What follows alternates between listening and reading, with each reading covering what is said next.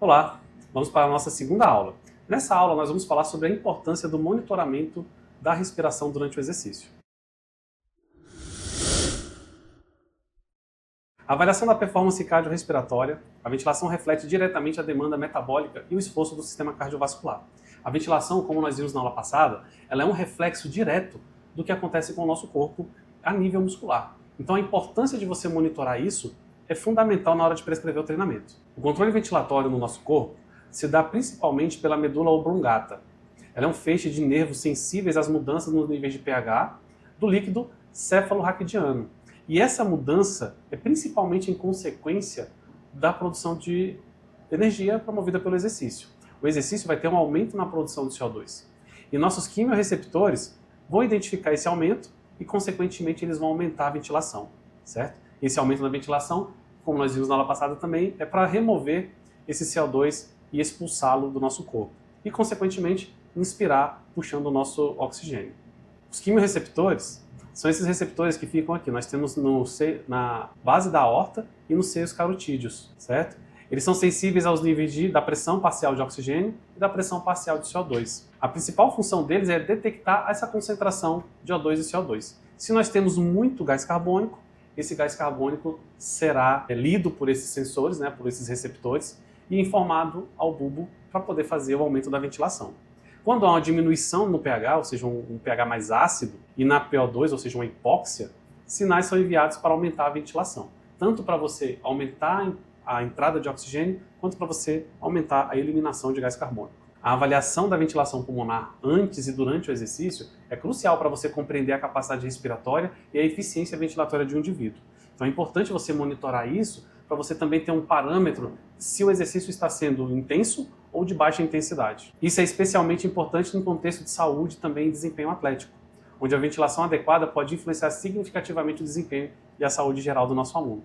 E atletas que têm uma ventilação muito alta durante o exercício, quer dizer que ele não está com a performance adequada. E como é que a gente monitora isso? Tem um parâmetro chamado ventilação minuto, ou a gente também conhece ela como VE. Durante o exercício, essa VE aumenta para atender a maior demanda de oxigênio e a eliminação de gás carbônico. Ela pode ser influenciada por fatores como idade, nível de condicionamento físico, tipo de exercício e a presença de doenças pulmonares ou cardíacas, já falado anteriormente. Quando a gente tem uma ventilação muito elevada para um esforço de baixa ou média intensidade, a gente precisa começar a compreender o que está acontecendo. Quais são os fatores que estão interferindo nessa ventilação elevada. Nós temos esse gráfico vai mostrar para a gente essa seguinte relação. Eu tenho um repouso, uma ventilação minuto baixa, e aí a gente começa o exercício. A tendência é minha ventilação subir, certo? Até chegar num momento que a gente chama de estado estável. Ou seja, esse estado estável é onde o meu corpo não hiperventila mais.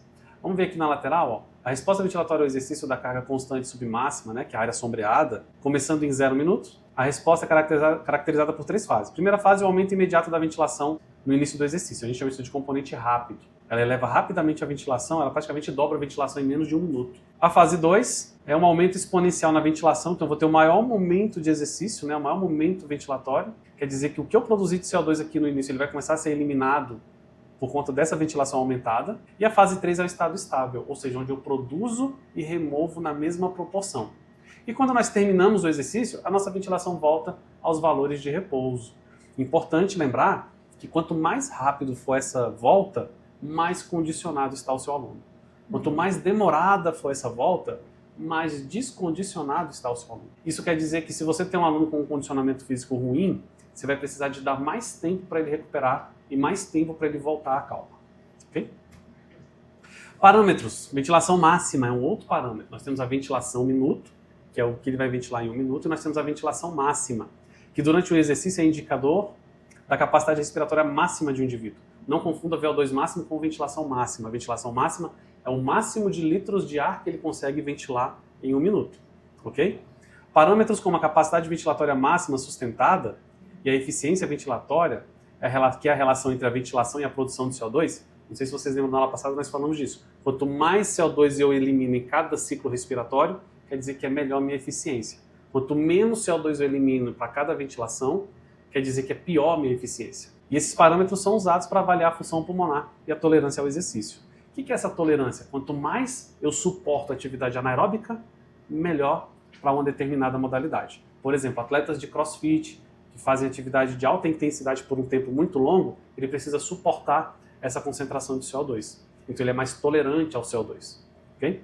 É mais tolerante a uma atividade anaeróbica. Nós temos também, aqui só para vocês terem uma ideia de como é que essas produções da ventilação e das pressões. Conforme eu aumento o exercício, a produção de CO2 ela vai aumentando, certo?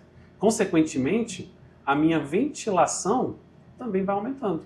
Só que chega um ponto que ela se torna exponencial, ela vem de uma forma linear, aqui até o segundo minuto e meio, e a partir desse ponto ela se torna mais intensa. Ou seja, a minha ventilação aumentou porque a minha produção de CO2 aumentou, ok? E olha a pressão arterial de CO2, ela começa a cair, e ela cai mais intensamente aonde? No limiar. Lembra que a gente está medindo isso ali na máscara. Então como é que a minha pressão de CO2 cai em um momento que a minha ventilação aumenta? É porque a partir daqui eu começo a acumular CO2 na musculatura. Esse acúmulo de CO2, o que nós vamos ter? Aumento da ventilação. Okay? E aí lembra o ciclo. CO2 cai na corrente sanguínea, é detectado pelas carótidas, pelo seio da aorta, pelos quimiorreceptores, e aí eu vou ter um reflexo disso pelo sistema nervoso central, aumentando a ventilação. E lembrando que isso é um sistema autônomo, você não tem controle sobre esse aumento da ventilação. Por isso que a gente usa a máscara, usa o FitCheck para determinar e identificar esse momento que ela aumenta de forma mais intensa.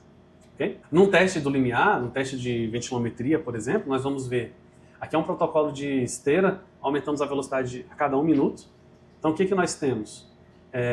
Um aumento da ventilação conforme começa a caminhada e um trote leve, a ventilação vai subindo, ela vai subindo e chega um ponto que ela começa a subir de forma mais intensa. E observa aqui no limiar que ela fica mais verticalizada.